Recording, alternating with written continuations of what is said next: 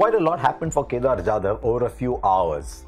Now, Kedar Jadhav was in the Asia Cup team when he did his hamstring again, but we will not talk about hamstrings in this studio while Zaheer Khan is no, I'll be able to give you... Zach will be back, otherwise Zach is back. He's a hamstring expert, all-time hamstring expert in India.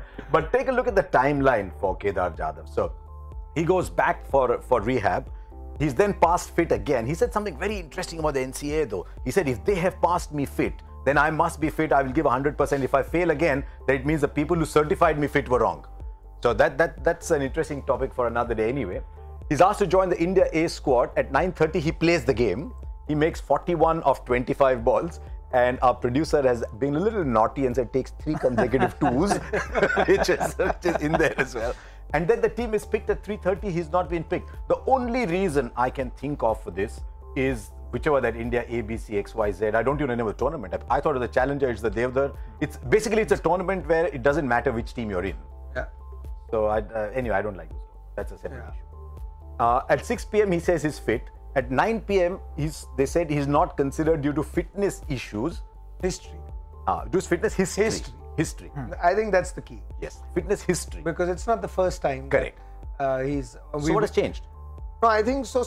I mean, there is some logic that I can think of in this is because if you look at that history, he's had this hamstring problem, not just for India twice. You remember that first game of the IPL as well. So he went out and luckily for him in those all 3 games, he came back and probably scored that winning run. But imagine those 3 games going the other way because it can happen. Absolutely.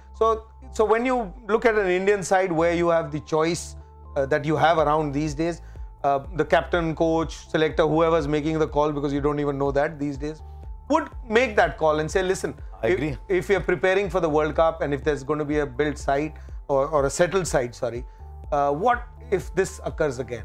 So maybe that's one logic. And that's a fair call, isn't it? Yeah. So it's not fair to him, but it is a fair call when you look at it from the Indian team point. I thought the selectors would say, play one more game for India A. Let's see if you hold up 2 games, but his team lost.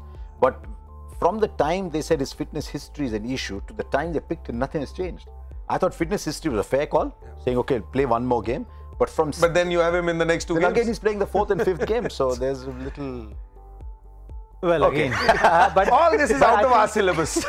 with regard to fitness and the hamstring, I would say that if it's recurrent, then you have to be cautious.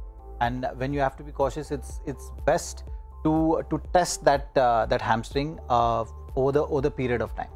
Because see, as a player, it's the worst nightmare if you go into the team and you get injured. That's in a way, like I used to hate the fact that every time I used to get injured during the match, I used to really hate myself during that phase because I used to feel that you're letting your team down. You don't want to do that. That's something, which has to come as an individual as well. And I myself later on, as I was going through injuries, used to make sure that you're giving more time than less recovery time for your comebacks. You have to be 120, 150% fit when you're making that comeback, rather than just rushing back to the highest level of cricket.